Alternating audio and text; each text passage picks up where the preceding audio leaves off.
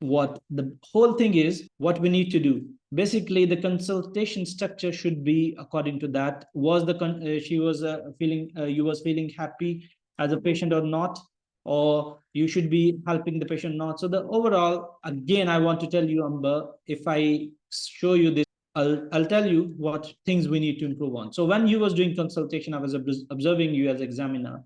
You were looking a bit panicked, so you don't need to be looking panicked. So if you was doing good, your tone was okay, 100% okay, that was required. So your smile was not all the time there, because the smile is contagious. You should have a smile, happy face. Your facial expression should be smiling all the time. So sitting with the appropriate posture, you was sitting with the appropriate posture, ID check, you took that, you use your second name, you done everything. And you did you check the preference of the patient name? So you should have that. Is that okay? I call you Lita. Empathy, yes, there was empathy. There was head nodding. That was good. Greeting, you was giving appreciation for that. A few of the things that you was repeating. So there was no point of repeating few things. Keeping, I need to ask you more. The alcohol is history is a social thing here. You just don't need to say the social. Just thinking about that. Just ask one time, by any chance, do you drink alcohol or smoke? Just straight away. Don't waste your time in that. If you have not wasted that time over there, you would have able to manage it more proper way. So that's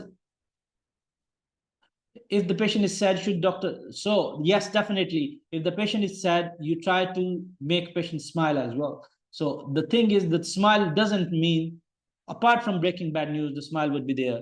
You can appreciate patient. You done well, Lita, thank you very much. Well, then you become over polite. If patient is sad, become over polite. If patient is even suicidal, become over polite. Just tell the patient that you are here to help.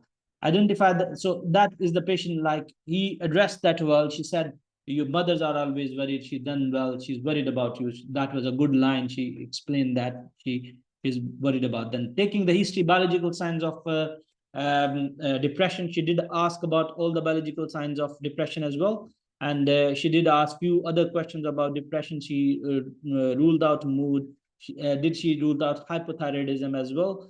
So DDs was quite good, but again, it should be on the spot. It should be on the spot. You should be very straightforward. You're moving and signposting, moving further forward, you'll be signposting. So that was fine, but the thing is where the things can improve on, that you stay confident all of your consultation, whatever you ask in very short sentences. You're not asked, you shouldn't be asking question in very long sentences, and try to ask one question and then acknowledge that question or answer and just move further. So don't keep asking a lot of questions. So whenever somebody present with the low mood, for example, in this station, the patient presented with the low mood, then you would take the history. So since when any significant event happened before that, then screening question, I told you, what is the screening question for the low mood?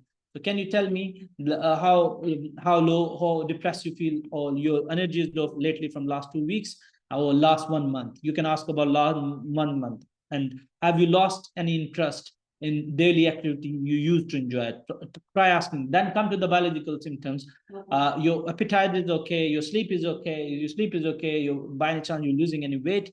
Then when somebody is going through the low mood, as she mentioned, that by any chance have you given, by any chance have you tried to harm yourself and anyone else? Then try to take other history, like hallucination question as well, delusion question as well. You should have asked all those questions. And bipolar disorder, you mentioned that your mood is low. Sometimes it happens, you feel very high, your mood is very high, like 10 out of 10. That is bipolar. So the GDs can be improved. And the famish, those are the family history of any problem with the mood. And do you drink alcohol? And then you ask about any problem with that, smoking, alcohol, and drugs straight away. And then the most important thing, talk about the finances problem with the law or anything like that. Who lives with you? You got family support or not?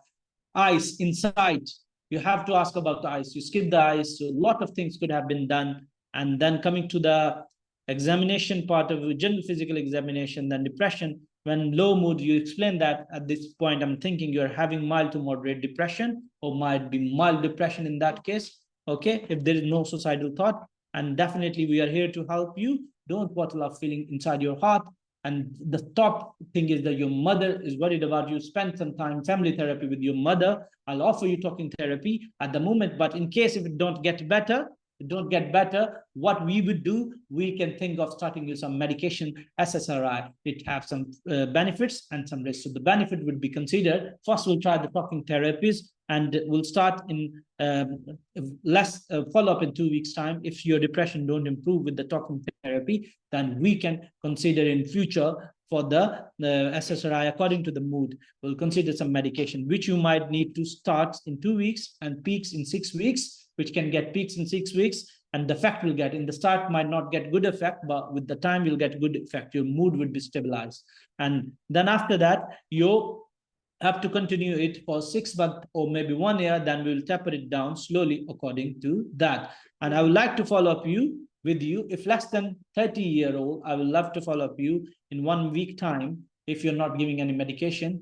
And if it's greater than 30-year, 2 week times. So safety netting, if you don't bottle up feeling inside your heart, I would like to give you crisis card. If you have any of the concern, any of the feeling harming yourself, you need to come back. At the moment, I'm happy that you can go home, but I'm still worried about you will stay up here in the hospital. So we'll do one depression scenario with Victor. Victor, come. We'll do one depression scenario. How would you be acting? Let me tell you. So you would say, I have lost my girlfriend, or my girlfriend died 2 months ago, right? After that, I'm feeling very low. Your mood is like your girlfriend died more than 6 months ago, since because I want to get with the brief, like what we call it, if someone is going to the all the phases of death and losing someone. But here would be the case would be the depression. Your mood would be like 5 or 4. It would coming like moderate depression, 5 or 6 mood. So, and you had already tried talking therapy, it's not out. You're coming again. So I might consider some medicine. So you're coming again.